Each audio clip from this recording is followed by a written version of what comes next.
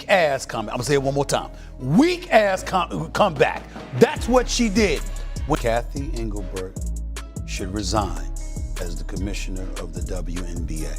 And then the person I call the golden goose of the WNBA, Caitlin Clark, just look at the numbers, look at the ratings, look at everything. For her to come out and say, the WNBA is currently navigating a self-destructive business crisis. Following the controversy surrounding the Olympic roster and the reception of the Rookie of the Year award, the league office has now issued a formal warning to Caitlin Clark. This move, led by Commissioner Kathy Engelbert, targets the individual most responsible for the league's recent surge in popularity and commercial viability. The league's grievance stems from Clark signing a broadcasting deal with NBC Universal. Despite Clark being credited with bringing private jets and billion-dollar television negotiations to the WNBA, the league office has labeled her NBC partnership a conflict of interest.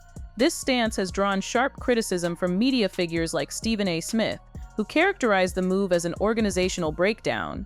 To many observers, this is not merely a bureaucratic error but a direct confrontation with the league's primary asset. The financial disparity underlying this conflict is stark.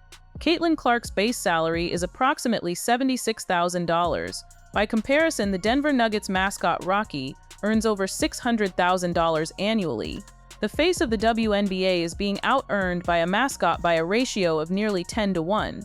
Under these economic conditions, the league's attempt to demand exclusive loyalty while blocking a multi-million-dollar secondary income stream appears increasingly detached from market reality.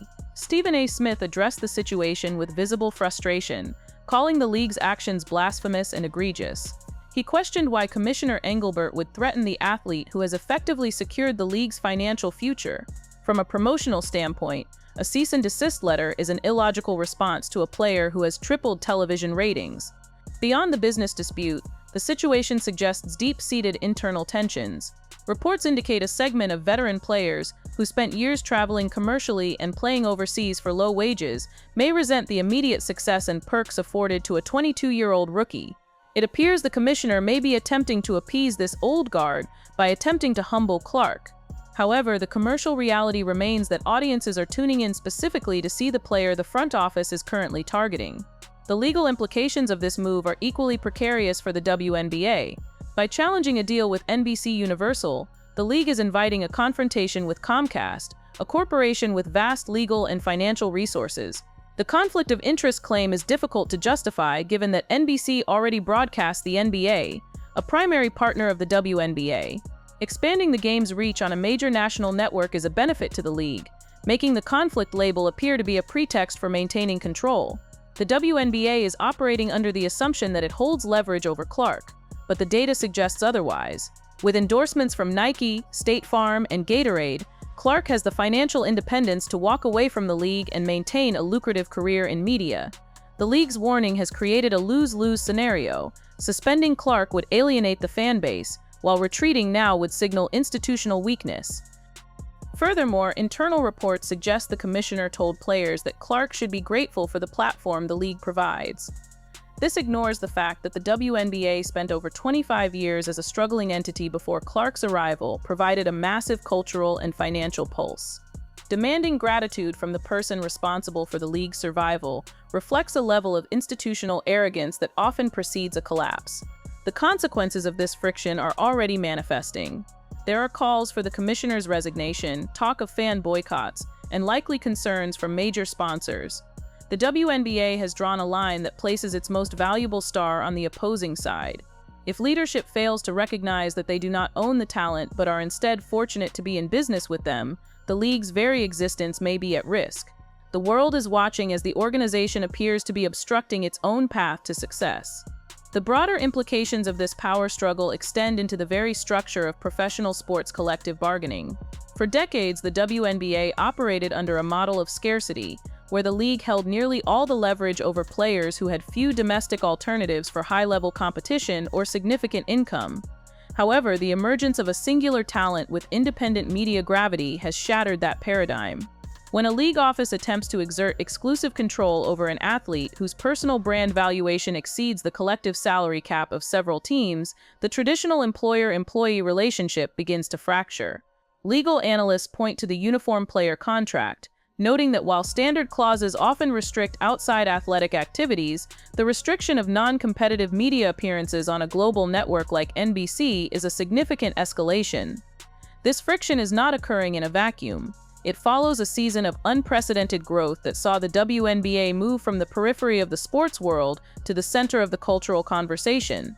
Attendance records were broken, merchandise sales surged, and charter flights, once a distant dream for the players, became a mandatory reality. Yet instead of a celebratory expansion of the league's footprint, the current administration appears focused on containment. The internal rhetoric regarding conflict of interest suggests a fear that the league is losing its ability to gatekeep its stars. If Clark is allowed to transition into a high-profile media role while still an active player, it sets a precedent that the league office can no longer dictate the terms of a player's public life. Industry experts have noted that the mascot math mentioned earlier is more than a viral talking point. It is a fundamental indictment of the league's legacy pay structure. While the Denver Nuggets mascot Rocky enjoys a salary reflective of the NBA's multi-billion-dollar ecosystem, the WNBA has historically relied on the sacrifice of its athletes to keep the lights on. By challenging Clark's ability to earn market value compensation through outside broadcasting, the league is effectively trying to keep its players tethered to a low-wage reality. This strategy is increasingly seen as a relic of a bygone era. In the modern sports economy, players are increasingly becoming their own media companies.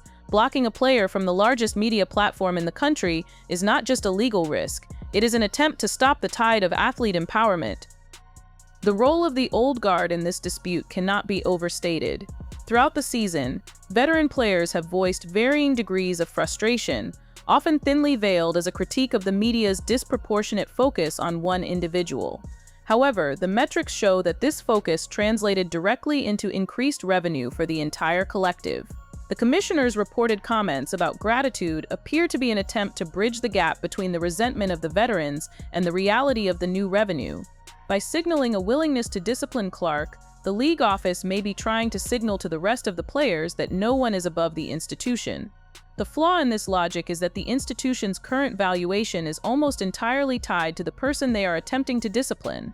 The involvement of NBC Universal adds a layer of corporate complexity that the WNBA may be ill-equipped to handle.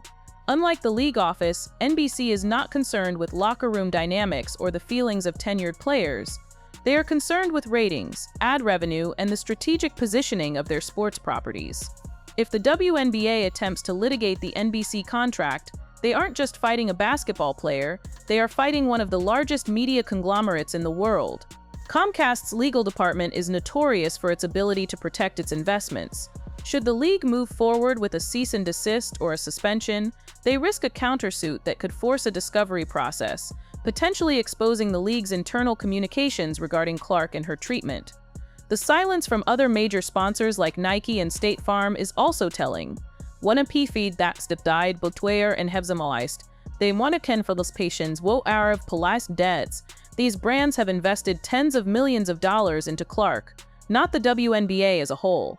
If the league's actions are perceived as damaging to Clark's brand or her ability to fulfill her commercial obligations, these sponsors could exert significant pressure on the Board of Governors.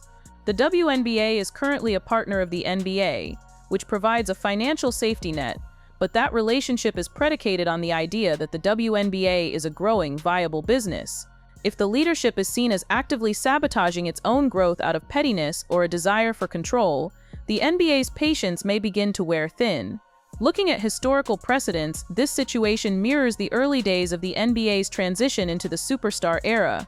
In the late 1970s and early 1980s, the league struggled with identity and financial stability until it embraced the individual star power of players like Magic Johnson and Larry Bird. The NBA realized that the league grows when the stars grow. The WNBA, conversely, seems to be operating under a league-first mentality that belongs in the mid-20th century. By trying to humble a player who is bringing in millions of new viewers, they are repeating the mistakes of leagues that failed to adapt to the reality of the star-driven economy. Fans who have followed Clark from her record-breaking college career to the professional stage are notoriously loyal. If the league office follows through with a suspension or a public reprimand, the backlash on social media and at the box office would be immediate. The Indiana Fever, in particular, would see a catastrophic drop in gate receipts and local broadcast interest. The economic fallout would not be limited to one team. The Clark effect has bolstered the finances of every city she visits. By threatening her, the league is threatening the bottom line of every owner in the organization. The golden goose analogy, while frequently used, is accurate in its assessment of the fragility of the situation.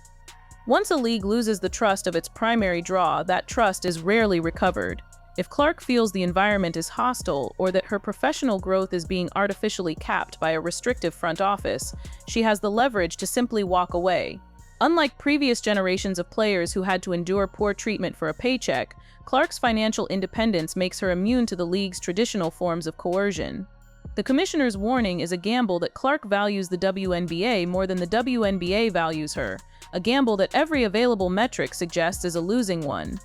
As this standoff continues, the focus shifts to the Board of Governors. Many are questioning whether the current leadership has the vision necessary to navigate a billion-dollar enterprise. The transition from a small niche league to a major player in the sports landscape requires a different set of skills than those used to manage a subsidized organization. The current strategy of issuing warnings and demanding gratitude suggests a management style rooted in the past. To survive and thrive, the league must decide if it wants to be a professional sports powerhouse or a controlled, insular community. The clock is ticking on that decision, and the person who holds the most power isn't sitting in the league office. She's the one holding the basketball in Indianapolis.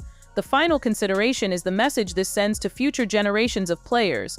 If the best player in the world, who brings in the most revenue and the most fans, can be targeted by her own league office for pursuing a legitimate career opportunity, what does that mean for the next star? The WNBA runs the risk of being viewed as a restrictive environment that hampers the earning potential of its athletes. In a world where the NIL era has already taught young athletes the value of their own brands, a league that tries to suppress that value will eventually find itself without talent. The WNBA leadership is currently standing at a crossroads, and the path they have chosen leads directly toward a confrontation they are mathematically and legally destined to lose.